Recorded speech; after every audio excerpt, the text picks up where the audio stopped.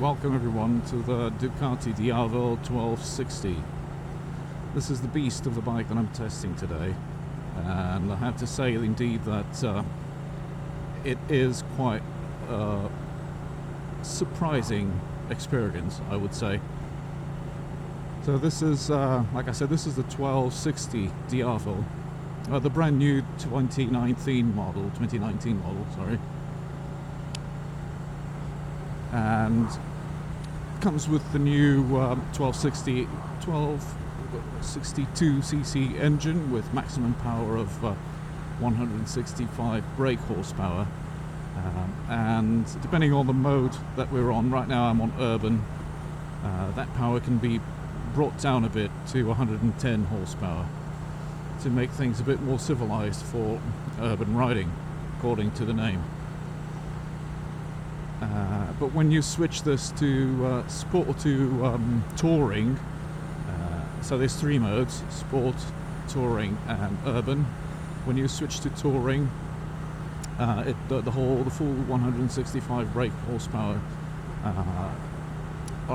become available at a lower rev range, whereas in sport the power becomes available at a higher rev range with the DVT kicking in, the dynamic valve thing kicking in, and just bring the power up on the revolution range. Anyway, this is a surprising experience, like I was saying, because when you look at this, is one of three Diavels, if you want, the new model. This is one of the three. There's the X Diavel, there's the Diavel which I'm riding, and there's the Diavel S. So basically the differences are major between the X Diavel and the Diavels. The X Diavel, is more of a cruiser-like type bike with wider handlebars, with front pegs that are further front in the chassis to the front. So it's got a very kind of cruiser type of layout, if you want. The Diavels are more kind of a mix, and this is where the surprise bit kicks in, because this is the sitting position on this. The pegs are brought a bit further back, the handlebars are not as wide, and although it has the same engine, but the riding experience is more like one of a road bike, and not as much as a cruiser. The Diavel S is pretty much the same as the Diavel, except that it comes with more, gadgets attached to it. It's got the quick shifter with auto blipper. It has Öhlins suspensions, so it's better kitted, if you want. But this Diavel, I keep going back to the surprising part of the test ride. And the reason I say this is because this is a bike that is not really a cruiser. It's not really a road bike. It's something in between. And it's really hard for me to define this. The main thing for me is that there are two main things to me as I ride this bike. So slow speeds is really easy to ride. As you can see, I'm in town right now, in traffic, and it's no problem at all. It would be a lot harder, or a bit harder, to do this on the X Diavel, given its more cruiser-like riding position. So it wouldn't be as easy to tackle the traffic. So the two things that really stand out to me on this bike, one is, given that to me I can't really tell whether it's I can't really tell whether it's a cruiser or a road bike or a muscle bike, if you want. I think it's a bit of both, and because of that, because of its size, it's got a very long wheelbase. I think it's 166 centimeters. So that long wheelbase, together with the massive tire on the back, the 240 Diablo Rosso that's in there, that alone should make this a bike that is not as agile and easy to handle as it is. That's the first surprise. This behaves like it should not behave. Given its chassis, the long wheelbase, given the massive tire on the back, it should not be allowed to be so agile. But it is. And that, look at that. And that, together with, it just turns. It's not like, for instance, my GT, where I can do this just by shifting my hips from one side to the other on the seat. I have to do a bit of counter steering to achieve this. But nevertheless, on such a bike, it's surprising. And this, together with the main attraction, in my opinion, which is the new Testa Stretta 1260 engine. Look at this, the way it leans. It's amazing. But this, together with the Testa Stretta engine, the 1260cc, 165 brake horsepower, it's absolutely fabulous. Not just because of the maximum power that it generates, but also because of the torque. This engine is so torquey at low in the rev range that I found out that I'm in urban right now. I'm in fifth gear, doing 50 miles an hour, and a twist of the throttle, and off it goes. It's one of those things you like.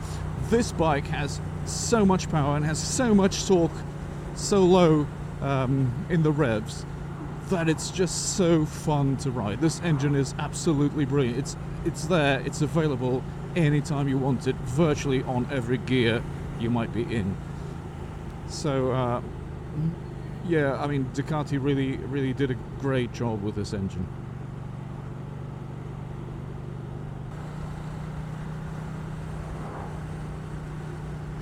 One of the things about this bike, about riding this bike, I've been riding it for about an hour and a half or so, but one of the things is that although the engine has all this power and it can deliver this power anywhere throughout the rev range, I feel that as I'm not a fast rider, I'm not a speed rider.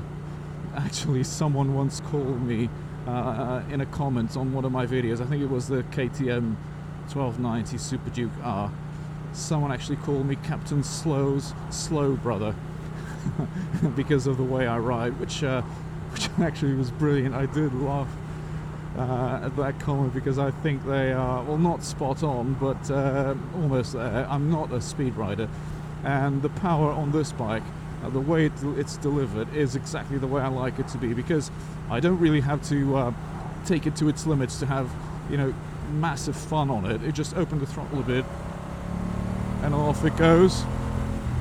It accelerates like hell, and I don't need to go fast on this bike to have loads of fun, and I can do this from any gear. So that is excellent.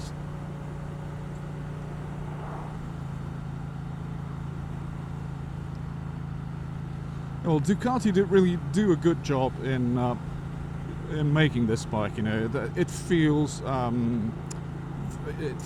kind of, what's the word for it? It feels very good, very high quality. There's nothing cheap or budget about this, except for a couple of things that I really don't like about. Well, not really, but that I don't like. I think a less higher end than the bike deserves. And one are these wing mirrors.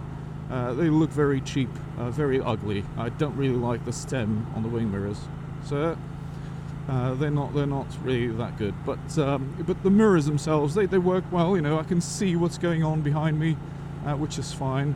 So the mirrors themselves are okay, but the stems are not really that nice. The other thing is this dash. Although I do like the minimalistic layout of the TFT screen here at the bottom, and it's got this thing here on top where you get all the warning lights and things. Although I do like the minimalistic look of it, the TFT screen with this bright sunlight, as you can see, today is a beautiful day to do a test ride, by the way. But with all the sunlight, you can't really see the TFT very well, especially if the sun is hitting it directly. Right now it's not that bad because the sun is on to the side. But if the sun is behind me, then the TFT display screen is really bad. It can't really see what's going on in the. But the rest of the bike, oh my god, the chassis is so beautifully built. The engine is part of the stress, is a stress part of the chassis. So it's all built in together. I think it's got a trellis frame. So it's all built in together, and it's very, very solid. And it's very, very composed, very nice. And again, I think it helps a lot with the bike's behavior. So the massive V-twin there, also allowing for excellent acceleration, just like I've mentioned, because of all its torque, massive torque. But also its engine braking, it's amazing. Just let go of the throttle a bit, and the bike just wants to stop. The engine braking is great as well.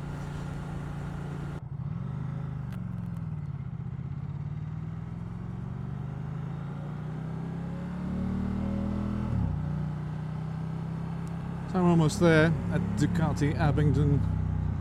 Pete was really great guys, really great guys. It's really nice to let me have the bike for 2 hours or so. But yes, it's time to give it back. And unlike my last test ride, the BMW R1250 RT, this bike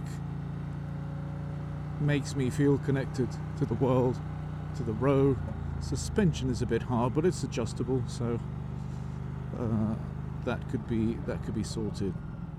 But it's a bike that makes you feel you're on the road, you're enjoying the ride, you're living the moment, and still can do that in a fairly decent amount of comfort. But it's all about this engine, and it's all about the dual nature of it, of the bike. Cruiser versus road bike versus sports bike, whatever. So, and that's that's what makes this bike unique, I think. Well, here we are, Ducati Abingdon. Well, hope you've enjoyed the video. Don't forget to like, share, subscribe, comment, all the usual social nonsense. And I hope to see you on my next video. Until then, ta-ra!